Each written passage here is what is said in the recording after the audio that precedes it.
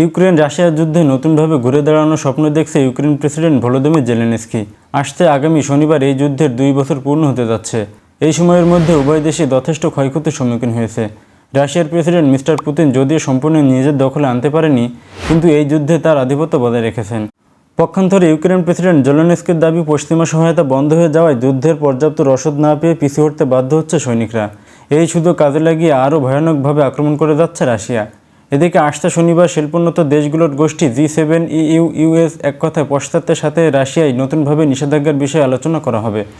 G7-এর বর্তমান সভাপতি দেশ ইতালি অবশ্য ঘোষণা দিয়েছে পশ্চিমারা ঘুমিয়ে যায়নি এবং তারা ইউক্রেনকে সহায়তা পিছিয়ে যায়নি।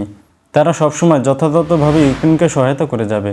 এদিকে মার্কিন প্রেসিডেন্ট জো বাইডেন আগামী শুক্রবার আবারও রাশিয়ার উপর জোরালো নিষেধাজ্ঞার বিষয় নিয়ে আলোচনা করবেন।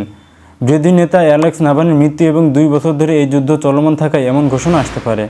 হোয়াইট হাউসের জাতীয় উপদেষ্টা জেক সালাইভান বলেন, নিষেধাজ্ঞার তালিকায় রাশিয়ার প্রতিরক্ষা ও শিল্পক্ষেত্রের একাধিক পণ্য যোগ করা হবে। সে দেশের অর্থনৈতিক রাজস্বের কিছু উৎসও বন্ধ করা হবে। যদিও রাশিয়ার প্রেসিডেন্ট মিস্টার পুতিন এসব নিষেধাজ্ঞা কখনোই আমলে নেননি। তিনি জানেন এসব নিষেধাজ্ঞা শুধু গরিব দেশগুলোর ক্ষেত্রেই কার্যকর হতে পারে, রাশিয়ার উপর নয়। এসব নিষেধাজ্ঞা রাশিয়ার জনগণের সম্মিলিত প্রচেষ্টা ও প্রেসিডেন্ট মিস্টার পুতিনের উপর আস্থা রেখে বরাবরই প্রতিরোধ করতে সক্ষম।